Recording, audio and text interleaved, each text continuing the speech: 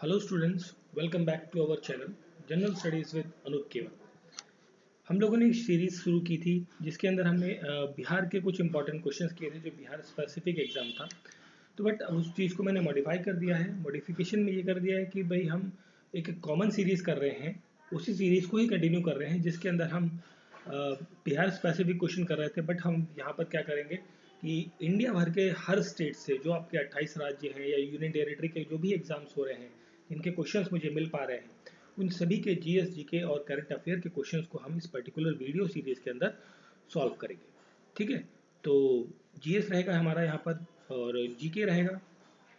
GS, GK and current affair सारे questions के detail explanation के साथ हम यहाँ पर इस पर्टिकुलर वीडियो के अंदर हम डिस्कस करेंगे। इस पर्टिकुलर सीरीज को हम कंटिन्यू करेंगे और ये सारे क्वेश्चंस आपके अपकमिंग एग्जाम जो नेक्स्ट 2-3 मंथ्स में या आप कह लीजिए नेक्स्ट ईयर में भी एग्जाम्स आने वाले हैं, तो उनके लिए भी ये काफ़ी इंपॉर्टेंट है। चाहे आप यूपीएससी का एग्ज़ाम दे रहे हो, एसएससी का एग्ज़ाम दे रहे हैं, एसएससी सीजीएल का भी नोटिफिकेशन कुछ दिन में आने वाला है, शायद रेलवे का होगा, या आईबीपीएस का जो मेंस एग्ज़ाम होता है उसमें भी जीएस वगैरह का पार्ट आता है, करंट अफेयर आती है।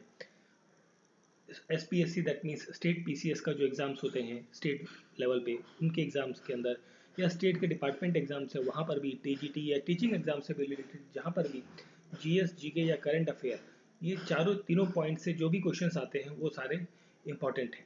ठीक है, तो शुरू करते हैं अपने पहले क्वेश्चन के साथ जो कि हमारा आज का पहला क्वेश्चन है। तो फर्स्ट क्वेश्चन की तरफ हम मूव करते हैं। तो देख सकते हैं हम फर्स्ट क्वेश्चन। तो देखिए सबसे पहला क्वेश्चन है, ये यूपी से रिलेटेड है। क्वेश्चन पेपर आपका यूपी को मैंने पहले पिक किया है, यूपी का एक यूपी ट्रिपल एससी का एक पेपर हुआ था उसका क्वेश्चन है ये। तो यहाँ पर जब हम क्वेश्चन की बात कर रहे हैं तो यहाँ पर आप देख सकते हैं कि क्वेश्चन में आपसे पूछा गया है कि in Uttar Pradesh IT city is being established. IT city कहाँ पर एस्टैब्लिश हुई है? ये एस्टैब्लिश हुई है, ऑप्शन सी करेक्ट आंसर होगा, लखनऊ के अंदर। ऑप्शन सी लखनऊ के अंदर एस्टैब्लिश हुई है। अब बात कर रहे हैं जब हम लखनऊ की, तो लखनऊ के बारे में कुछ इंपॉर्टेंट फैक्ट्स जो है वो जानना बहुत ज़्यादा ज़रूरी है। जैसे कि लखनऊ क्या है? कैपिटल है किसकी? उत्तर प्रदेश की। और ये कैपिटल हुआ करती थी अवध रीजन की। जो अवध रीजन कंट्रोल किसके अंदर आता था? अंडर कंट्रोल था। जैसे अवध रीजन, अवध का जो रीजन हुआ करता था वो कंट्रोल किया जाता था किसके द्वारा? दिल्ली सल्तनत के द्वारा। दिल्ली सल्तनत के द्वारा जो कंट्रोल किया जाता था उसकी कैपिटल भी थी आपकी लखनऊ। और बाद में उस अवध रीजन को बेसिकली किसके द्वारा कंट्रोल किया गया? मुगल एम्पायर के द्वारा। ठीक है, और जो जब हम बात कर रहे हैं इस पर्टिकुलर आईटी सिटी की, तो आईटी सिटी एक पार्ट है सीजी सिटी प्रोजेक्ट है, जो कि कौन सा प्रोजेक्ट है? That is CG city project. City project है, ये प्रोजेक्ट है आपका गवर्नमेंट ऑफ उत्तर प्रदेश का। ठीक है, और इस प्रोजेक्ट के तहत बेसिकली ये प्रोजेक्ट बेस करता है पीपीपी मॉडल पे, ट्रिपल पी मॉडल पे, या कह लीजिए 3P मॉडल बेस पर के मॉडल पर ये काम करेगा, जिसके अंदर पब्लिक प्राइवेट पार्टनरशिप कहा जाता है इस मॉडल को, पीपीपी को या 3P को। इस मॉडल के तहत, मतलब इस प्रोजेक्ट के तहत जो है HCL ग्रुप, जो HCL ग्रुप है आपका, HCL, ठीक है, HCL कंप्यूटर बनाती है, आईटी से रिलेटेड एक कंपनी है HCL टेक्नोलॉजीज, इसका और गवर्नमेंट ऑफ उत्तर प्रदेश का एक म्यूचुअल है अंडरस्टैंडिंग है, एक मेमोरेंडम साइन हुआ है इस प्रोजेक्ट को लेकर। ठीक है, और यहाँ पर अगर जो हम बात करें तो उत्तर प्रदेश की, स्पेशली अगर जो हम बात कर रहे हैं उत्तर प्रदेश की, तो यहाँ पर फर्स्ट जो आईटी कंपनी थी जिसने बहुत ज़्यादा एक बूम लाया उत्तर प्रदेश के अंदर, वो थी टीसीएस, टाटा कंसल्टेंसी सर्विसेज, जो कि अवध के रीजन के अंदर, ठीक है, अवध कैंपस उसने बनाया जिसके अंदर बहुत सारे इंजीनियर्स जो है वर्क करते हैं। और ये प्रोजेक्ट बेसिकली शुरू हुआ था 2016 से। ठीक है, अब अगर जो हम बात करें तो इस सिटी के, मतलब इस प्रोजेक्ट के लिए जो आपका ये आईटी शहर का प्रोजेक्ट है लखनऊ के अंदर बनने वाला है, और ये कहाँ बनेगा बेसिकली ये भी आपको पता होना चाहिए। ये आपका बन रहा है, या मतलब इसका जो कॉन्सेप्ट है, ये कॉन्सेप्ट इसका है walk to work, walk to work. ठीक है, और ये बनना है लखनऊ सुल्तानपुर हाईवे पर, सुल्तानपुर हाईवे पर। ठीक है, लखनऊ के अंदर ही है, जो सुल्तानपुर के लिए रोड जाती है उस रोड पर ये बन रहा है। और इसकी जो लागत है, कीमत, कॉस्ट जो है वो लगभग आपको 1500 करोड़ के आसपास की कॉस्ट है, जो कि ओवर लगभग 100 एकड़ की लैंड के अंदर ये बनेगा। ठीक है, तो ये तो बात हो गई इस क्वेश्चन के आंसर की। फिर अगर जो हम बात करें यहाँ पर कुछ और इम्पॉर्टेंट फैक्ट्स की, तो लखनऊ के बारे में अगर जो हम बात करें तो लखनऊ के अंदर क्या क्या चीज़ें आपको देखने को मिलेंगी इंपॉर्टेंट इंस्टीट्यूशंस के बारे में। तो CDRI, central drug research institute जो है ये आपको यहाँ पर देखने को मिलेगा। एक देखने को मिलेगा Indian Institute of Sugarcane Research, Indian Institute of Sugarcane Research, ये भी आपको लखनऊ के अंदर मिलेगा। Indian Institute of Toxicologic Research, IITR, Indian Institute of, ये रुड़की नहीं है आपका, IIT रुड़की नहीं है, ये है इंडियन इंस्टीट्यूट ऑफ टॉक्सोलॉजी रिसर्च, ये भी आपको कहाँ मिलेगा, लखनऊ के अंदर देखने को मिलेगा। National Institute of botanical research, NIBR, national Institute of botanical research, ये भी आपको लखनऊ के अंदर मिलेगा।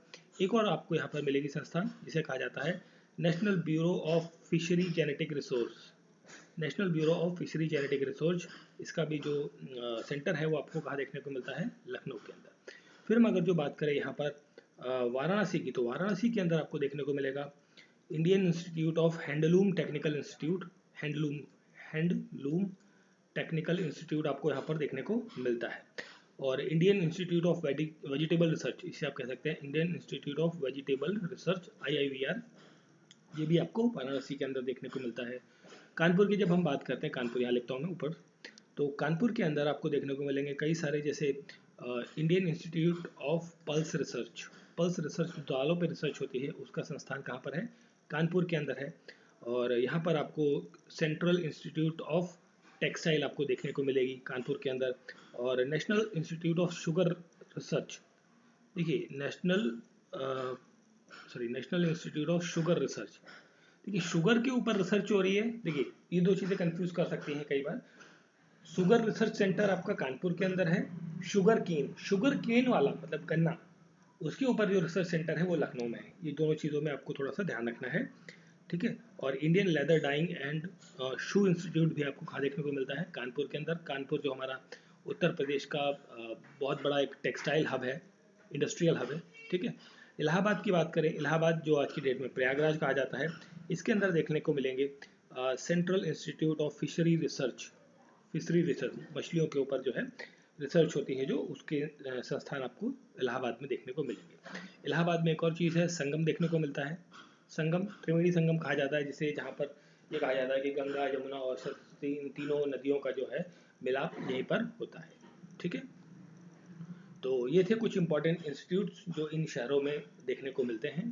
क्वेश्चन का करेक्ट आंसर है ऑप्शन नंबर बी, ठीक है। चलिए बढ़ते हैं आगे नेक्स्ट क्वेश्चन की तरफ। तो नेक्स्ट क्वेश्चन है हमारा, तो आप देख सकते हैं नेक्स्ट क्वेश्चन। तो नेक्स्ट क्वेश्चन में पूछा गया है कि निम्नलिखित में से किस अनुसूचित जनजाति की संख्या उत्तर प्रदेश में सर्वाधिक है, मतलब उत्तर प्रदेश में कौन सी जो शेड्यूल्ड ट्राइब है, अनुसूचित जनजाति, ठीक है, शेड्यूल्ड ट्राइब, उसकी संख्या सबसे ज़्यादा है। तो अगर जो हम बात करें तो यहाँ पर जो करेक्ट आंसर होगा वो होगा Tharu, option number B is correct answer. अब देखिए जो थारू है, अगर जो हम बात करें उत्तर प्रदेश की, तो ये देखिए अगर जो मैप की हम बात करते हैं तो ये इस तरीके से यहाँ पर ये मोटा मोटा ये वाला पार्ट आपका रीजन उत्तर प्रदेश का कहलाता है, ठीक है। ये नेपाल आपका रीजन होता है, इसके नीचे ये आपका उत्तर प्रदेश। अब ये जो थारू ट्राइब है ये कहाँ पर आपको देखने को मिलती है, मोस्टली आपको ये तराई एरियाज में। तराई एरिया कौन सा होता है, तराई एरिया मतलब ये हिमालयन, नेपाल क्या है, हिमालयन रीजन है, और उत्तर प्रदेश का ये वाला एरिया मतलब तराई एरिया, मतलब ये वाला एरिया जो माउंटेन्स के नियर बाई वाला है, मतलब जो पहाड़ी इलाका है नेपाल के बॉर्डर से, आप ये कह लीजिए मोस्टली आप 30-50 किलोमीटर की रेंज तक का जितना भी एरिया है वो तराई एरिया है, वहीं पर आपको ये थारू ट्राइब जो है देखने को इसकी जो जनसंख्या है वो ज़्यादा देखने को मिलती है। और अगर जो हम मोस्टली डिस्ट्रिक्ट की बात करें कि किन किन डिस्ट्रिक्ट के अंदर बहुत ज़्यादा इनकी जनसंख्या देखने को मिलती है, तो एक है महाराजगंज, पीलीभीत, गोंडा, बलरामपुर, और गोरखपुर भी एक जगह है, गोरखपुर में भी काफ़ी देखने को मिलती है इनकी जनसंख्या। और एक है बहराइच, ये था आपका बलरामपुर, ठीक है। दिस इज गोंडा, पीलीभीत, और ये था आपका महाराजगंज, ठीक है। तो इन 6 जिलों के अंदर काफ़ी ज़्यादा संख्या में इनकी देखने को मिलती है थारू प्रजाति, ठीक है, जनजाति जो है ये। अब ये बात करें अगर जो थारू जनजाति जो है बेसिकली ये हिंदू डोमिनेंट है, मतलब जो हिंदू देवी देवता हैं उनको ये लोग हिंदू रिलीजन को बेसिकली क्या करते हैं, फॉलो करते हैं, ठीक है। और इनके यहाँ पर एक इम्पॉर्टेंट फैक्ट बनता है कि जो थारू जनजाति है, ये लोग हिंदू रिलीजन को तो फॉलो करते हैं, बट दिवाली जो होती है, जो पूरे देश में दिवाली का जो टाइम होता है दीपावली का, वो एक हर्षोल्लास का समय होता है। बट यहाँ पर जो ये ट्राइब होती है, ये दीपावली को एज अ सॉरो सेलिब्रेट करती है, दुख की तरह। सॉरो, दीपावली को एज अ सॉरो, दुख की तरह सेलिब्रेट करती है, मतलब एज अ दुख मनाती है, ऑब्जर्व करती है उसको, ठीक है। और यहाँ पर एक बडला विवाह मैरिज सिस्टम भी आपको देखने को मिलता है इन ट्राइब्स के बीच में, ठीक है। तो क्वेश्चन का करेक्ट आंसर है ऑप्शन नंबर बी। अगर जो हम यहाँ पर बात करें अगरिया, अगरिया ट्राइब आपको कच्छ गुजरात के अंदर देखने को मिलेगी।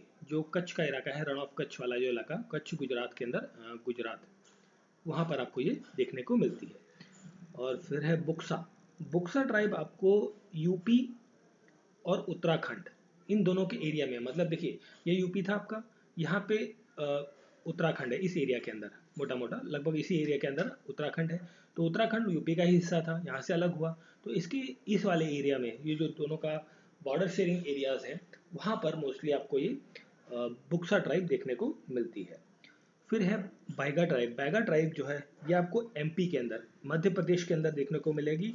और मध्य प्रदेश के साथ साथ मध्य प्रदेश के उन इलाकों में जो जैसे लगे हुए इलाके हैं, मध्य प्रदेश से लगा हुआ कौन है, उत्तर प्रदेश, छत्तीसगढ़, झारखंड। तो इन 4 राज्यों के भी जो मध्य प्रदेश से लगे हुए इलाके हैं, वहाँ पर आपको देखने को मिलता है। और स्पेशली अगर जो हम मध्य प्रदेश के अंदर बात करें, जहाँ पर इनकी संख्या बहुत ज़्यादा है, वो है मांडला डिस्ट्रिक्ट, मांडला डिस्ट्रिक्ट के अंदर, और एक है बालाघाट, बालाघाट जो डिस्ट्रिक्ट है मध्य प्रदेश का, वहाँ पर जो बैगा ट्राइब है, इसकी पॉपुलेशन बहुत ज़्यादा देखने को मिलती है, ठीक है। चलिए फिर हम बढ़ते हैं अपने अगले क्वेश्चन की तरफ। तो नेक्स्ट क्वेश्चन है हमारा, next question is that which of the following, इनमें से कौन सा स्ट्रेट जो है वो कनेक्ट करता है मेडिटेरियन सी को और अटलांटिक ओशन को, ठीक है। मेडिटेरियन सी, भूमध्य सागर, ठीक है, और जो अटलांटिक ओशन है, इसको कनेक्ट करने वाला जो आपका स्ट्रेट है, बेसिकली स्ट्रेट क्या होता है, यहाँ पे लिखा हुआ है ना स्ट्रेट, ठीक है। तो स्ट्रेट का मतलब होता है एक तरीके की कनेक्टिंग लिंक, है ना। जैसे आपने ट्रेन देखी होगी, ट्रेन रेलवे कोच देखा होगा, एक कोच ये हो गया, ठीक है, यहाँ पे व्हील्स लगे हुए, दूसरा कोच ये हो गया।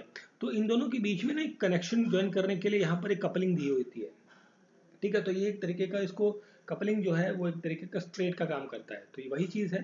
तो दो समुद्रों को जोड़ने वाले एक लिंक को कहा जाता है, स्ट्रेट कहा जाता है। तो इन दोनों को जोड़ने वाले जो स्ट्रेट है वो कौन सा है, इसे कहा जाता है strait of Gibraltar. Option number B is the correct answer, Gibraltar का स्ट्रेट, ठीक है, स्ट्रेट ऑफ जिब्राल्टर कहा जाता है। अब ये कहाँ पर पाया जाता है, स्पेशली अगर जो हम बात करें इसकी, तो स्ट्रेट ऑफ जिब्राल्टर आपको अगर जो जिन देशों की बात करें, तो यूरोप के अंदर, यूरोप के अंदर स्पेसिफिकली अगर जो हम बात करें तो स्पेन, स्पेन का जो इलाका है वहाँ पे, एंड साथ में अफ्रीका, अफ्रीका का कौन सा इलाका जो आप मोरक्को कहते हैं, जिसे मोरक्को, ठीक है। तो इनको कनेक्ट करता है आपका स्ट्रेट ऑफ जिब्राल्टर, ठीक है। फिर है एक strait of Hormuz, strait of होमरोज, स्ट्रेट ऑफ होमरोज जो है ये आपका करेक्ट करता है, बेसिकली एक नैरो चैनल है, this is a narrow channel, narrow channel, और ये कनेक्ट करता है ओमान और इराक को, ओमान एंड इराक को, sorry not Iraq, that is Iran, ठीक है। ओमान और ईरान को कनेक्ट करने वाला जो चैनल है, दैट इज स्ट्रेट ऑफ हुमूर्स, सॉरी होरमुज, होरमुज, ठीक है। आप हिंदी में कर सकते हैं होमुर्स, ठीक है, होमुर्स इसको प्रोनाउंस करेंगे। अगर जो हम इसको बात करें मोर प्रिसाइजली, कि ये जो आपका स्ट्रेट है ये आपको गल्फ ऑफ पर्सिया, ठीक है, गल्फ ऑफ पर्शिया और को कनेक्ट करता है किसके साथ, गल्फ ऑफ ओमान के साथ, गल्फ ऑफ पर्शिया और गल्फ ऑफ ओमान को ये आपस में कनेक्ट करता है, ठीक है। नेक्स्ट है आपका यहाँ पर आप देख सकते हैं बोस्पोरस स्ट्रेट, जो बोस्पोरस स्ट्रेट है ये आपको कनेक्ट करता है, बेसिकली क्या है, नेचुरल स्ट्रेट है, और ये नॉर्थ, इसको मैं कहाँ लिखूँ, ऊपर लिखता हूँ, यहाँ ले आते हैं, ठीक है। This is the Bosporus straight के बारे में हम जब बात कर रहे हैं, तो ये आपका एक नेचुरल स्ट्रेट है, तो पहली बात नेचुरल स्ट्रेट है, सारे स्ट्रेट ही नेचुरली होते हैं। तो यहाँ पर नॉर्थ वेस्ट टर्की, जो नॉर्थ वेस्ट ऑफ टर्की जो है, टर्की, ठीक है, उसको कनेक्ट करता है ब्लैक सी से, ब्लैक सी, जो black sea to Marmara, to sea of Marmara, Marmara को कनेक्ट करता है, ठीक है। तो ये चीज़ आपको ध्यान रखनी है। और डोवर स्ट्रेट जो है, वो डोवर स्ट्रेट आपको कनेक्ट करता है इंग्लैंड चैनल को, इंग्लिश चैनल को कहते हैं बेसिकली इंग्लैंड चैनल, जो कि साउथ वेस्ट में है, टू साउथ वेस्ट, और किसको, नॉर्थ सी को, नॉर्थ सी को कनेक्ट करता है। बेसिकली अगर जो हम इसे बात करें, मोर स्पेसिफिकली अगर जो देशों की बात करें, तो इंग्लैंड एंड फ्रांस को कनेक्ट करता है आपका डोवर स्ट्रेट, ठीक है। तो ये बाकी स्ट्रेट्स किन किन को कनेक्ट करते हैं, ये भी इंपॉर्टेंट पॉइंट्स थे, आपको ध्यान रखने हैं, ठीक है। चलिए बढ़ते हैं अपने नेक्स्ट क्वेश्चन की तरफ। तो नेक्स्ट क्वेश्चन है हमारा, sorry, this is next question, ये है हमारा। तो यहाँ पर है, उत्तर प्रदेश भारतीय संघ में कितने राज्य अपनी सीमा जो है, मतलब देखिए इसमें सिंपली ये पूछा गया है कि जो उत्तर प्रदेश है वो अपनी बाउंड्री जो है वो कितने स्टेट्स के साथ शेयर करता है, ये पूछा गया है। तो इसका करेक्ट आंसर तो है यहाँ पर ऑप्शन नंबर सी, 9। अब वो 9 कौन कौन से हैं आपको पता होनी चाहिए। तो देखिए, एक तो है राजस्थान, हरियाणा, हिमाचल प्रदेश, उत्तराखंड, बिहार, मध्य प्रदेश, झारखंड, छत्तीसगढ़। ये हो गए आपके 8 राज्य हो गए। 8 राज्य के साथ में एक जगह आती है, एक यूनियन टेरिटरी भी यहाँ पर काउंट होती है, that is called as a Delhi. Delhi के साथ भी ये बॉर्डर अपना शेयर करता है। एक इंटरनेशनल बॉर्डर भी शेयर करता है उत्तर प्रदेश, इंटरनेशनल बॉर्डर, वो कौन सा है, दैट इज नेपाल, ठीक है। तो क्वेश्चन का करेक्ट आंसर है ऑप्शन नंबर 9। चलिए बढ़ते हैं फिर हम आगे अपने नेक्स्ट क्वेश्चन की तरफ। तो हमारा नेक्स्ट क्वेश्चन है, उत्तर प्रदेश के अंदर जो है इकोनॉमी जो है, उत्तर प्रदेश की इकोनॉमी किस चीज़ पर बेस्ड है, बेसिकली एग्रीकल्चर पर बेस्ड है, फार्मिंग एग्रीकल्चर कह लीजिए, या फिर आप इसे दूसरी टर्म में हम बात करें तो फार्मिंग पे बेस्ड है उत्तर प्रदेश की इकोनॉमी। और उत्तर प्रदेश के अंदर फार्मिंग या एग्रीकल्चर की जब हम बात करते हैं तो सबसे ज़्यादा यहाँ पर वीट है, rice, pulses, oil seeds, potato and sugar cane की जब हम बात करते हैं, शुगर केन, गन्ना जो होता है, वो सबसे ज़्यादा सबसे बड़ी इंपॉर्टेंट कैश क्रॉप है। मतलब उत्तर प्रदेश जो है वो शुगर केन प्रोडक्शन में सबसे हाई नंबर पे है, हाई रैंक पर है। सबसे ज़्यादा शुगर केन प्रोड्यूस किया जाता है, क्योंकि देखिए शुगर केन क्या है, कैश क्रॉप है। शुगर केन कोई भी किसान जब ग्रो करता है तो अपने घर पे नहीं रखता, उसको सेल करता है, सेल करने से उसको क्या मिलती है, इनकम मिलती है, ठीक है। तो यहाँ पर क्वेश्चन का करेक्ट आंसर है ऑप्शन नंबर बी, सॉरी। फिर हम बात करते हैं, चलिए नेक्स्ट क्वेश्चन की। तो नेक्स्ट क्वेश्चन है हमारा, यहाँ पर देखिए क्वेश्चन में पूछा गया है कि which of the following city is known as city of temples in Uttar Pradesh. City of temple in Uttar Pradesh को किसे कहा जाता है, डेफिनेटली अनडाउटफुल किसे कहा जाता है, बनारस को, वाराणसी को कहा जाता है ये, ठीक है। Varanasi is called as a city of temple in Uttar Pradesh, ठीक है। बट अगर जो हम बात करें, यहाँ पर एक क्वेश्चन पूछा जाए कि city of temple in India, Bharat के अंदर किसे कहा जाता है सिटी ऑफ टेम्पल, तो वो है आपका भुवनेश्वर। भुवनेश्वर जो कि आपकी उड़ीसा की कैपिटल है, ठीक है। उड़ीसा की कैपिटल उसे कहा जाता है city of temple in India. क्यों कहा जाता है, क्योंकि देखिए भुवनेश्वर के अंदर बहुत सारे टेम्पल्स आपको देखने को मिलेगा आपको लिंगराज टेम्पल, राजा रानी टेम्पल, अनंता वासुदेव टेम्पल है, एंड मुक्तेश्वरा टेम्पल है यहाँ पर, और ब्रह्मेश्वर टेम्पल है, योगिनी टेम्पल है, एंड ब्रिंगेश्वरा टेम्पल भी आपको यहाँ पर देखने को मिलेगा, एंड फिर है भरतेश्वर टेम्पल और अखंड चंडी टेम्पल, ठीक है। तो इस तरीके से इतने सारे टेम्पल्स हैं जो है आपको एक ही शहर के अंदर देखने को मिल जाते हैं, और ये बड़े बड़े टेम्पल्स हैं, छोटे मोटे नहीं हैं। बहुत बड़े बड़े लोग हैं यहाँ पर, देश विदेश से लोग यहाँ पर सैलानी आते हैं टेम्पल्स में विजिट करने के लिए, ठीक है। तो इंडिया का भारत के संदर्भ में कभी पूछा जाए कि सिटी ऑफ टेम्पल किसे कहा जाता है, तो वो कहा जाता है भुवनेश्वर को। उत्तर प्रदेश में सिटी ऑफ टेम्पल्स कहा जाता है वाराणसी को, ठीक है, वाराणसी। बाराबंकी कहाँ पर है, बाराबंकी लखनऊ से लगा हुआ जिला है, लखनऊ जो डिस्ट्रिक्ट है, capital of the Uttar Pradesh, उससे टच्ड बॉर्डर है बाराबंकी का एक छोटा सा जिला है, ठीक है, भोपाल एमपी के अंदर है आपका। चलिए फिर बात करते हैं नेक्स्ट क्वेश्चन की। तो नेक्स्ट क्वेश्चन है हमारा, तो यहाँ पर आप देख सकते हैं match of the following question है। तो मैच ऑफ द फॉलोइंग है, तो सबसे पहले दिया हुआ है गोविंद बल्लभ पंत सागर बांध। जो गोविंद बल्लभ पंत सागर डैम है ये कहाँ पर है आपका, ये चलिए यहाँ हिंदी वाले में देखते हैं पहले। तो ये आपको देखने को मिलता है, this is on Rihand river, ठीक है। तो जस्ट मिनट, दिस, हाँ, Rihand river, that is B option, ठीक है। रिहाद रिवर पे है ये आपका।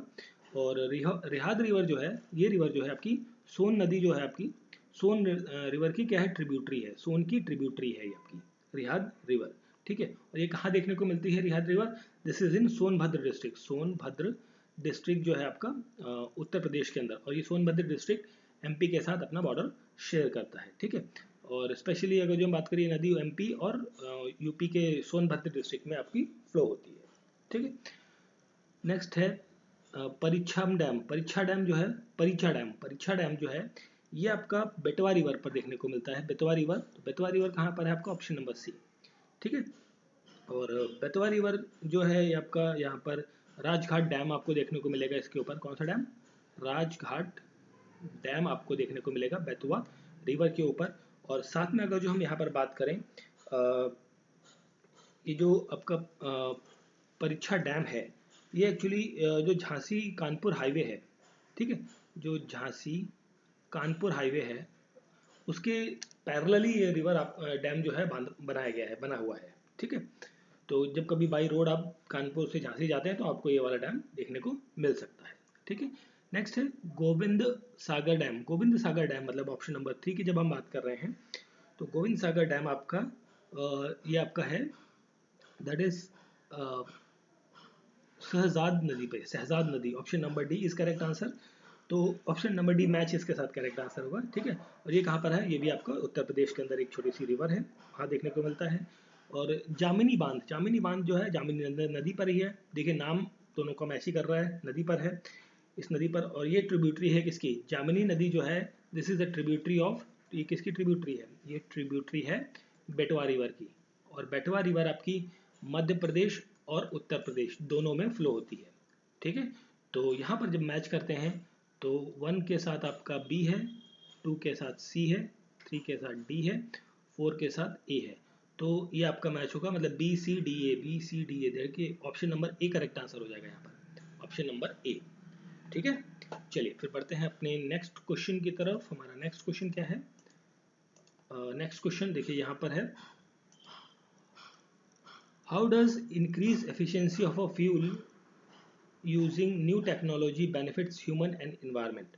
देखिए किस तरीके से या किस प्रकार से नए फ्यूल टेक्नोलॉजी को, मतलब फ्यूल की एफिशिएंसी को हम बढ़ा दें, है ना, और साथ में नई टेक्नोलॉजी को यूज़ करें तो उससे ह्यूमन पर, इंसानों पर और पर्यावरण पर क्या प्रभाव पड़ेगा, उस पर क्या बेनिफिट देखने को मिलेगा, ये पूछा गया है सिंपली। तो यहाँ पर क्या होगा कि करेक्ट आंसर हो जाएगा, सिंपल क्वेश्चन है, पॉल्यूशन डिक्रीज होगा, एफिशिएंसी आप बढ़ाएंगे तो जाहिर सी बात है उसका पॉल्यूशन कम हो जाएगा, पॉल्यूशन और कंजप्शन विल बी डिक्रीज, ठीक है, क्लियर, पॉल्यूशन भी कम होगा और कंजप्शन भी डिक्रीज होगा यहाँ पर। तो option number D is the correct answer. चलिए बढ़ते हैं फिर अपने नेक्स्ट क्वेश्चन की तरफ। सो नेक्स्ट क्वेश्चन है हमारा, कंप्यूटर के अंदर जो है कंप्यूटर वायरस जो है वो कैसे पकड़ता है, मतलब कंप्यूटर के अंदर अगर जो कोई वायरस जाना है तो वो किस तरीके से जाएगा। अब देखिए सेंडिंग एन ईमेल, मान लीजिए आपने किसी को मेल भेजा है ना, ए व्यक्ति ने बी व्यक्ति को कोई ईमेल भेजा, तो क्या वायरस जाएगा, नहीं जाएगा, इस कंडीशन में वायरस नहीं जाएगा। Using laptop during the winter, अब लैपटॉप है आपके पास, दिस इज अ लैपटॉप, ये एक लैपटॉप है, आपका कीबोर्ड है, ठीक है। तो इस लैपटॉप को आप इस्तेमाल कर रहे हैं, कब इस्तेमाल कर रहे हैं, ड्यूरिंग ठंडी विंटर का टाइम पर। तो यहाँ पर भी आपका जो वायरस है वो आपका ट्रांसफर, इन्वायरमेंट से कोई मतलब ही नहीं ना, तो वायरस ट्रांसफर हो जाएगा, ठीक है। नेक्स्ट है ओपनिंग एन ईमेल अटैच। अब देखिए ए ने बी को ईमेल भेजा, यहाँ पर तो आपका नहीं गया क्या वायरस। अब बी ने ईमेल के अंदर कोई वायरस छुपाकर, मतलब अटैच करके कोई फाइल अटैच करी, यहाँ पर फाइल अटैच कर दी और वो भेज दी बी के पास, और बी ने उस फाइल को क्या कर दिया, ओपन। तो जब वो ओपन कर दिया, गेट ओपन कर दिया, जैसे गेट ओपन किया तो गेट ओपन करने से क्या होता है भाई, सारे जैसे होता है ना कि दरवाजा आपने खोला तो बाहर बहुत सारे मच्छर हैं तो सारे कमरे के अंदर आ जाएंगे। तो वही सीन यही होता है कि जब आपने खोला तो जो वायरस है, गेट ओपन किया या फाइल ओपन करी, तो वायरस जो है वो आपके कंप्यूटर के सिस्टम के अंदर पूरा फैल जाता है, घूमने लगता है, और आप उसको फिर किल भी करते हैं एंटीवायरस से, बट फिर भी वो कहीं ना कहीं एक आधा कोई पार्ट है उसका छोटा माइक्रो पार्टिकल वो कहीं छुपा रह जाता है, फिर बाद में वो प्रॉब्लम क्रिएट करता है। ठीक है, तो इसका करेक्ट आंसर हो जाता है option number B, opening an email attached. Email attached में के साथ में आपको वायरस मिल जाता है। शॉपिंग ऑनलाइन से कोई वायरस नहीं मिलेगा आपको। ठीक है, तो ये भी गलत है, option C is the correct answer. ठीक है, चलिए बढ़ते हैं नेक्स्ट क्वेश्चन की तरफ। So we have a next question, यहाँ पर आप देख सकते हैं। नेक्स्ट क्वेश्चन है,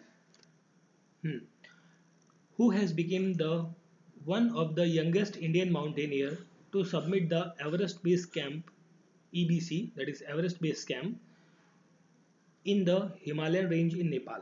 तो वो कौन सी पहले भारतीय थी, ये पूछा गया है। तो यहाँ पर नाम आएगा रिदम ममानिया का। Ridham Mamania, that is option number B correct answer है यहाँ पर, रिदम ममानिया, जो कि 10 साल की एक लड़की है, 10 ईयर्स ओल्ड। ठीक है, ये अपना जो बेस कैंप में क्लाइंब किया इन्होंने, और बेस कैंप की जो हाइट थी, ठीक है, वो थी आपकी 5364 मीटर की। ठीक है, और ये लगभग इन्होंने कंप्लीट किया पूरा टास्क जो है वो लगभग 11 डेज के अंदर, 11 डेज के अंदर ये अपना टास्क कंप्लीट किया था। ठीक है, माउंट एवरेस्ट की जब हम बात करते हैं, माउंट एवरेस्ट, माउंट एवरेस्ट जो है ये एक हाईएस्ट माउंटेन है, दुनिया का सबसे बड़ा माउंटेन है, सबसे ऊंची चोटी है बेसिकली अगर जो इसे कहा जाए, और ये कहाँ पर है, नेपाल के अंदर आपको देखने को मिलती है। और इसको सबसे पहले जो फतेह करने वाले लोग थे, फर्स्ट टाइम जो चढ़े थे इस पर, वो थे सर इडुमुंड इडुमुंड हिल्ले, और साथ में इनके थे टेंजिंग नॉर्गे। ठीक है, ये दोनों लोग जो थे पहली बार माउंट एवरेस्ट को फतेह किया था इन्होंने, कब किया था, 1953 के अंदर। ठीक है, और ये तो हो गया फर्स्ट हाईएस्ट पॉइंट। फिर सेकंड हाईएस्ट पॉइंट की जब हम बात करते हैं तो वो क्या होता है, K2। ठीक है, जो K2 चोटी है, ठीक है, वो दुनिया की दूसरी हाईएस्ट चोटी आपकी देखने को मिलती है। ठीक है, अब यहाँ पर एक नाम लिखा हुआ है रोशनी शर्मा। ठीक है, रोशनी शर्मा ये भारत की पहली फीमेल राइडर है जिन्होंने ट्रैवल किया था, कहाँ से कहाँ तक, फर्स्ट फीमेल राइडर है, फर्स्ट फीमेल राइडर हैं। राइडर मतलब बाइक वगैरह चलाती हैं, ठीक है, इस तरीके की ट्रैवलिंग करती हैं, राइड करती हैं। तो ये फर्स्ट फीमेल राइडर हैं जिन्होंने ट्रैवल किया था कन्याकुमारी टू कन्याकुमारी टू कश्मीर। ठीक है, जो कन्याकुमारी टू कश्मीर की जो ट्रैवलिंग है वो इन्होंने पहली बार शुरू करी थी, और ये कहाँ से है संबंधित, बैंगलोर से हैं, बेंगलुरु से ये संबंधित हैं, बेंगलोर के रहने वाली हैं। इन्होंने ये फर्स्ट महिला है जो जिन्होंने भारत के अंदर ये इन्होंने राइड ट्रैवल की थी। ठीक है, Roshni Sharma, option B is the correct answer. फिर हम बात करते हैं नेक्स्ट क्वेश्चन की। तो नेक्स्ट क्वेश्चन है हमारा यहाँ पर, आप देख सकते हैं, the campaign against which princely state was given to the code name Operation Polo. देखिए, जब भारत आज़ाद हुआ 1947, 15 अगस्त 1947 को भारत जब आज़ाद होता है, उस टाइम पर बहुत सारे स्टेट्स हैं जो बहुत, एक्चुअली हम बात करें ना अगर जो स्टेट्स की, तो लगभग 552 स्टेट प्रिंसली स्टेट्स हुआ करते थे, 552 प्रिंसली स्टेट थे, जिसमें से 549 प्रिंसली स्टेट्स ने कहा कि हम भारत के साथ जुड़ जाएंगे। बस बहुत सारे छोटे छोटे प्रिंसली स्टेट्स थे। एक्चुअली हम बात करें ना तो दो चीज़ें भारत में चल रही थी आज़ादी से पहले, एक था ब्रिटिश प्रोविंस, इसको थोड़ा क्लीन करके फिर से बताता हूँ आपको मैं। देखिए, एक था आपका ब्रिटिश प्रोविंस, ठीक है, जहाँ पर डायरेक्टली ब्रिटिशर्स जो हैं वो कंट्रोल करते थे। डायरेक्टली कंट्रोल था किसका, ब्रिटिशर्स का था कंट्रोल यहाँ पर। एक थे प्रिंसली स्टेट्स। अब प्रिंसली स्टेट्स में क्या था कि जो एक व्यक्ति है रूल तो वहाँ कर रहा है, बट द हेड कौन है, मतलब on the name of British government या क्राउन बेसिकली। देखिए, यहाँ पर कौन था, ब्रिटिश गवर्नमेंट थी, ठीक है, एक्टिवली कंट्रोल करने वाली, और यहाँ था ब्रिटिश क्राउन, जो ब्रिटिश का क्राउन है, राजा वाला परिवार, उसके नाम पर वो एरिया अपना शासन व्यवस्था चलाता था। ठीक है, अब इस टाइम पर जब आज़ादी की बात आई 1947 के बाद, 15 अगस्त 1947 को जब ये बात हुई कि भैया जितने भी लोग हैं जो पाकिस्तान के साथ जाना चाहें पाकिस्तान के साथ रहें, जो इंडिपेंडेंट है, ऐसे कुछ कुछ कंडीशंस बनाई गई। ठीक है, तो यहाँ पर जो total number of princely state की बात करी गई तो वो थे 552, जिसमें से 549 प्रिंसली स्टेट्स ने कहा कि भैया हम जो है वो इंडिया ज्वाइन करेंगे। उनको मना लिया कि वो आसानी से मान गए। ठीक है, बट यहाँ पर आसानी से मतलब देखो कईयों के साथ थोड़ा सा सौदाबादी कर, देखो होता है ना कि साम दाम दंड भेद, है ना। जब सारी चीज़ें अप्लाई की गई तो लगभग इतने लोगों ने मान लिया कि भैया ठीक है हम इंडिया के साथ रहेंगे और बाकी सब ठीक है। पर यहाँ पर तीन ऐसे कहते हैं ना कि क्लास में 2-3 बच्चे ऐसे बदमाश होते हैं जो बात नहीं मानते किसी की, तो वही है। यहाँ पर तीन ऐसे जो इलाके थे, एक था हैदराबाद आपका, ठीक है, हैदराबाद। दूसरा था आपका दैट इज जूनागढ़, जूनागढ़, ठीक है, हैदराबाद, जूनागढ़।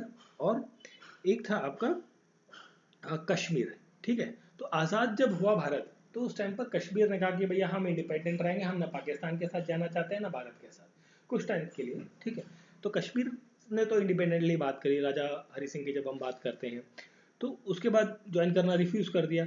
तो इंस्ट्रूमेंट ऑफ एक्सेशन के तहत यहाँ पर आता है इंस्ट्रूमेंट ऑफ एक्सेशन। तो इंस्ट्रूमेंट ऑफ एक्सेशन क्या हुआ कि भाई हम आज़ादी मिली तब तो हम अलग रहे, उसके कुछ टाइम के बाद आफ्टर सम टाइम्स भारत की तरफ हम झुक रहे हैं, यार अब तो अकेले हमसे बात बन नहीं रही, किसी के साथ जुड़ी जाते हैं। तो भैया वो आए भारत सरकार के पास, कश्मीर के राजा कहते हैं कि भैया हम आपके साथ जुड़ना चाहते हैं, हमें अपने देश के अंदर शामिल कर लीजिए। तो भैया ये तो एक्सेशन के अंदर एक तरीके से समर्पण भाव के जुड़ गए। कुछ टाइम के बाद जूनागढ़ वाले जो भाई साहब थे, इनके अंदर रेफरेंडम किया गया, रेफरेंडम। ठीक है, ये शांति से तो मान नहीं रहे थे। जूनागढ़ कहाँ है आपका, ये जम्मू सॉरी गुजरात के आसपास का इलाका है। अब गुजरात के आसपास का इलाका है, गुजरात का इलाका है, गुजरात का बीच का हिस्सा अगर जो पाकिस्तान के साथ चला जाएगा तो भारत के लिए क्या है, नुकसान वाली चीज़ है ना। तो जाहिर सी बात है यहाँ पर रेफरेंडम लगाया गया इस पूरे एरिया को भारत के अंदर मिलाने के लिए। हैदराबाद के जो निज़ाम थे ये भी थोड़े से बदमाश टाइप के थे, भी कहते थे कि भैया हम भी इंडिपेंडेंट रहेंगे या पाकिस्तान के साथ जुड़ेंगे।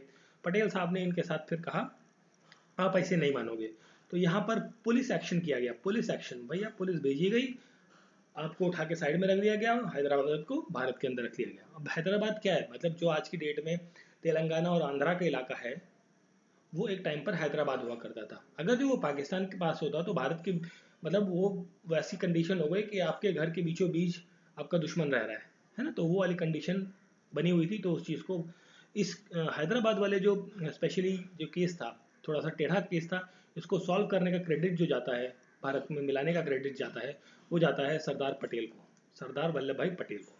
ठीक है, ये तो बात हो गई इनकी। साथ में एक और स्टेट था दैट इज गोवा। गोवा की जब हम बात करते हैं तो गोवा जो है 19 दिसंबर 1961 को इसको पुर्तगाल से आज़ाद कराया गया था बाय द आर्मी ऑपरेशन। ठीक है, आर्मी की हेल्प से, मतलब सेना भेजी गई थी और उस ऑपरेशन का नाम था ऑपरेशन विजय। ऑपरेशन विजय नाम से चलाया गया था, भाई हमें गोवा को आज़ाद कराना है फ्रॉम द पुर्तगीज। ठीक है, उन्हें लड़ाई वड़ाई करा के उन्हें भगा दिया गया। ठीक है, बट कुछ टाइम तक, मतलब एक लंबा समय, ठीक है, ये यूनियन टेरिटरी बना रहा गोवा। उसके बाद ये आई थिंक 1987 और 89, आई थिंक 87 था, मेरे को इसमें थोड़ा सा डाउट है 87-89 में, बट आई थिंक 87 था।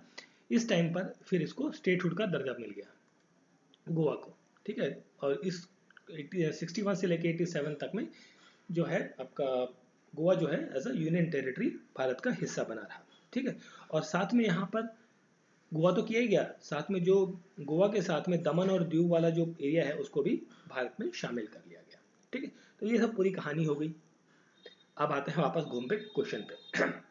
ऑपरेशन पोलो। तो ऑपरेशन पोलो किसके लिए था, ये था आपका, ये हैदराबाद जो भाई साहब बदमाशी कर रहे थे ना। ठीक है, पुलिस आपको कहाँ कहाँ लगानी पड़ी, पुलिस या आर्मी, एक तो गोवा में लगानी पड़ी, वहाँ का नाम था ऑपरेशन विजय। दूसरा लगानी पड़ी आपको हैदराबाद के अंदर। तो क्वेश्चन का करेक्ट आंसर हो जाता है हैदराबाद। ये कब किया गया ऑपरेशन, दैट इज 13 सितंबर 1948 को। ठीक है, 13 सितंबर 1948 को ये काम किया गया कि भाई हैदराबाद चल भैया भारत के अंदर शामिल हो जाए, ऑपरेशन पोलो। ठीक है, ऑपरेशन पोलो हैदराबाद से संबंधित है, इस चीज़ को आपको ध्यान में रखना है। ठीक है, तो बाकी तो अपना बातचीत से ही, डरा धमका के ही अपना मिल गए थे, तो उसके लिए सेना या पुलिस की ज़रूरत नहीं पड़ी। ठीक है, चलिए फिर बढ़ते हैं अपने नेक्स्ट क्वेश्चन की तरफ। हमारा नेक्स्ट क्वेश्चन है यहाँ पर, तो आप देख सकते हैं यहाँ पर next question, freedom of press is implicited under which of the following article of the constitution of India. ठीक है, फ्रीडम ऑफ प्रेस की जब हम बात कर रहे हैं तो यहाँ पर एक आर्टिकल का नाम आता है आर्टिकल 19।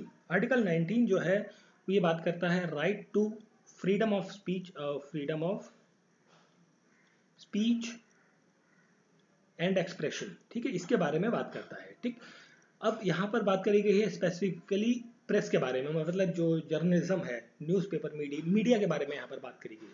तो इसके लिए आर्टिकल जो था वो आर्टिकल 19 का 1 सेक्शन 1 के ए हिस्से में, मतलब 19 का 1 पार्ट उसका ए हिस्सा, उसके अंदर ये चीज़ मेंशन की गई है फ्रीडम ऑफ प्रेस के बारे में, बट यहाँ पर इतना डिटेल में नहीं दिया गया है। तो करेक्ट आंसर क्या हो जाएगा, option number A is the correct answer, article 19। ठीक है, आर्टिकल नंबर 21 जो है आपका किसके बारे में बात करता है, ये बात करता है right to life and personal liberty के बारे में ये बात करता है। आर्टिकल 22 जो है वो protection against arrest and detention के बारे में बात करता है, protection against arrest and detention के बारे में बात करता है। ठीक है, आर्टिकल 20 जो है वो बात करता है कि भाई कोई भी व्यक्ति जो है वो किसी अपराध के लिए तब तक दोषी सिद्ध नहीं होगा जब तक उसके खिलाफ कोई सजा ना सुनाई जाए। ठीक है, तो ये भी एक तरीके से प्रोटेक्शन अगेंस्ट अरेस्ट या प्रोहिबिशन अगेंस्ट अरेस्ट के रिलेटेड कोई आर्टिकल है, आर्टिकल नंबर 20। ठीक है, तो क्वेश्चन का correct answer option number A, article number 19। ये सारे क्या हैं, fundamental, these are all the fundamental rights. ठीक है, फंडामेंटल राइट्स हमने कहाँ से लिए हैं, यूएसए के कॉन्स्टिट्यूशन से लिए हैं। वहाँ पर किस नाम से लिखा गया है, these are written as a bill of rights के नाम से लिखा गया है, बिल ऑफ राइट्स के नाम से अमेरिका के संविधान में ये लिखा गया है। ठीक है, और ये कब से कहाँ तक है, आर्टिकल्स की संख्या की हम बात करें तो देखिए पहले तो पार्ट्स की बात कर लेते हैं, पार्ट 3 के अंदर आते हैं, और आर्टिकल जो है आर्टिकल 14 से लेके 35 तक के जो आर्टिकल्स हैं these are comes under the fundamental right. ठीक है, तो ये चीज़ें भी आपको ध्यान रखनी है। चलिए बढ़ते हैं फिर हम अपने अगले प्रश्न की तरफ। हमारा नेक्स्ट क्वेश्चन है, तो यहाँ पर आप देख सकते हैं कि which of the following state has the lowest number of Lok Sabha seats in the India, सबसे कम कहाँ पर है। तो सिंपल नंबर गेम है, तो आपको सारे स्टेट्स, मैंने एक वीडियो भी बनाई है जिसके अंदर मैंने बात करी है कि इंडिया ने स्टेट्स के बारे में, उसके अंदर कितने किस राज्य में कितनी लोकसभा सीटें हैं, कितनी विधानसभा सीटें हैं, कितनी राज्यसभा सीटें हैं, कितनी विधान परिषद की सीटें, वो सारी चीज़ें मैंने वहाँ मेंशन की, तो आप लोग उस वीडियो को भी प्रॉपरली देख सकते हैं।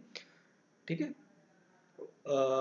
वो आपको UPSSC का जो पेट का जो सीरीज़ है, UPSSC का जो फोल्डर है उसमें आपको वो वीडियो मिल जाएगा, इंडिया एंड स्टेट्स के नाम से। ठीक है, तो यहाँ पर अगर जो हम बात करें गोवा की, तो गोवा के अंदर 2 सीटें हैं आपकी लोकसभा की, तेलंगाना के अंदर आपकी हैं 17 सीटें, उत्तराखंड के अंदर है 5 सीटें, और सिक्किम के अंदर है 1 सीट। तो यहाँ पूछा गया है लोवेस्ट मतलब Sikkim, option C is the correct answer. ये तो लोवेस्ट हो गया भाई। सबसे हाईएस्ट कौन है, यूपी में कितनी सीटें हैं, यूपी में है 80 सीटें। यूपी के बाद फिर अगर यूपी के आसपास का इलाका जैसे बिहार है, तो बिहार में कितनी है 40 सीटें, और वेस्ट बंगाल के अंदर कितनी है 42 सीटें हैं, महाराष्ट्र के अंदर कितनी हैं 48 सीटें हैं, राजस्थान की जब हम बात करते हैं, राजस्थान के अंदर आई थिंक 25 सीटें हैं, और गुजरात के अंदर फिर आपकी 26 सीटें हैं। ठीक है, तो हरियाणा की जब हम बात करते हैं, दैट इज़ हरियाणा में आपकी 10 सीटें हैं, दिल्ली के अंदर आपकी कितनी सीटें हैं, दैट इज़ 7 सीटें हैं। ठीक है, तो इस तरीके के आपको सीट्स का डिवीज़न है, बहुत सारे नंबर्स हैं, आप वीडियो देख लीजिएगा या टेबल आप कहीं से भी फाइंड करके ये वैल्यू जरूर याद रखिएगा। ठीक है, तो क्वेश्चन का करेक्ट आंसर है ऑप्शन नंबर सी। कैपिटल भी बात कर लेते हैं, सिक्किम की कैपिटल है गैंगटोक। ठीक है, गोवा की कैपिटल है पणजी। ठीक है, और तेलंगाना की कैपिटल है हैदराबाद। ठीक है, Uttarakhand Dehradun is the capital. ठीक है, तो ये भी आपको ध्यान रखना है। और उत्तराखंड के अंदर आपका IIT रुड़की है, आपका रुड़की एक जगह है वहाँ पर। ठीक है, इसे रुड़की कॉलेज ऑफ इंजीनियरिंग के नाम से जाना जाता है, जो ब्रिटिशर्स के टाइम पर खोली गई थी। ठीक है, और नेशनल इंस्टीट्यूट ऑफ हाइड्रोलॉजी भी आपको यहाँ पर देखने को मिलेगा रुड़की के अंदर। ठीक है, तो ये है। चलिए बढ़ते हैं फिर आगे नेक्स्ट क्वेश्चन की तरफ। हमारा लास्ट क्वेश्चन कर लेते हैं इस वीडियो का। तो देखिए इस क्वेश्चन में पूछा गया है किस देश में मई 2022 के अंदर ब्रिक्स देशों की जो अध्यक्षता हुई थी उस मंत्रियों की, विदेश मंत्रियों की, फॉरेन मिनिस्टर्स जो थे, ब्रिक्स की मीटिंग हुई थी। ब्रिक्स मतलब यहाँ पर ब्रिक्स का मतलब आप समझ लीजिए पहले तो ब्रिक्स, ठीक है। ये है आपका Brazil, this is Russia, this is India, this is China and lastly this is south Africa, ठीक है। तो ये 5 देशों का एक ग्रुप है जिसे कहा जाता है ब्रिक्स। तो इसकी जो एक मीटिंग हुई 2022 में, मतलब अभी इसी साल मई के अंदर, तो इसकी जो मेज़बानी है वो करी थी चाइना ने, ठीक है। तो करेक्ट आंसर है ऑप्शन नंबर ए, ये 2022 की बात कर रहे हैं, ठीक है। और चाइना के अंदर जो फॉरेन मिनिस्टर है वहाँ पे वो थे मिस्टर येंग, सॉरी वांग यी, ठीक है, वांग यी ये नाम था यहाँ के जो finance minister, sorry foreign minister हैं चाइना के, उनकी तरफ से ये मेजबानी की गई थी। और कहाँ पर की गई थी? बीजिंग के अंदर, ठीक है, बीजिंग चाइना के अंदर, ठीक है। और इंडिया की तरफ से किसने पार्ट किया था? इंडिया की तरफ से एस जयशंकर, जो कि जयशंकर, इन्होंने पार्टिसिपेट किया था, जो कि भारत के फॉरेन मिनिस्टर हैं, विदेश मंत्री हैं, ठीक है। अब बात आती है 2022 की, तो आपकी हो गई है, ठीक है। 2023 की जब हम बात करते हैं थोड़ा सा हो जाता है बोलते बोलते, 2023 की जब हम बात करते हैं तो 2023 की जो ये सबमिट होगी, इसको कौन चेयर करेगा? वो चेयर करेगा साउथ अफ्रीका, ठीक है। साउथ अफ्रीका इसकी क्या करेगा? अध्यक्षता करेगा, ठीक है। और ब्रिक्स के हेडक्वार्टर कहाँ पर है? हेडक्वार्टर आपको पता होने चाहिए, दैट इज इन संघाई। संघाई कहाँ पर? चाइना के अंदर है, ठीक है। तो ये कुछ इंपॉर्टेंट क्वेश्चंस थे, स्पेशली मैंने यूपी का पेपर उठाया था, उसके कुछ इंपॉर्टेंट क्वेश्चंस को हमने डिस्कस किया है, आंसर डिस्कस किया, और भी कुछ इंपॉर्टेंट फैक्ट्स जो उससे रिलेटेड हो सकते हैं वो मैंने डिस्कस किए हैं। आई होप सो वीडियो आपको अच्छी लगी होगी, तो प्लीज़ वीडियो को लाइक और शेयर, और साथ में चैनल को क्या करना है? आपको सब्सक्राइब करना है भाई, ठीक है। तो सब्सक्राइब जरूर करें और ज़्यादा से ज़्यादा लोगों तक पहुँचाएं ताकि उन लोगों को भी बेनिफिट मिले। मैं रेगुलरली थोड़ा सा डिसकंटिन्यूटी हो गई थी वीडियोस आने में, बट अब से वीडियोस रेगुलरली आती रहेंगी, 1 2 3 जो जितनी भी मैं डाल पाऊंगा पर डे आपको डाल दिया करूंगा, ताकि क्योंकि देखिए मैंने मर्जर कर दिया है, क्योंकि हम यहाँ पर ऑल इंडिया एग्ज़ाम्स, देश के अंदर जितने भी एग्ज़ाम्स होते हैं स्टेट और या यूनियन टेरिटरी के, सभी के क्वेश्चंस को इसमें मिक्स करेंगे। तो बहुत सारे क्वेश्चंस हैं, है ना। तो बहुत सारे पेपर हो चुके हैं, तो सबको कवर करने के लिए हमें बहुत सारी वीडियोस चाहिए होंगी, ठीक है। तो वो सब मैं करता रहूँगा। You have to do all the things, ये 3 चीज़ें आपको करते रहने हैं और वीडियो देखते रहना है। मिलते हैं नेक्स्ट वीडियो के अंदर। Thank you for watching.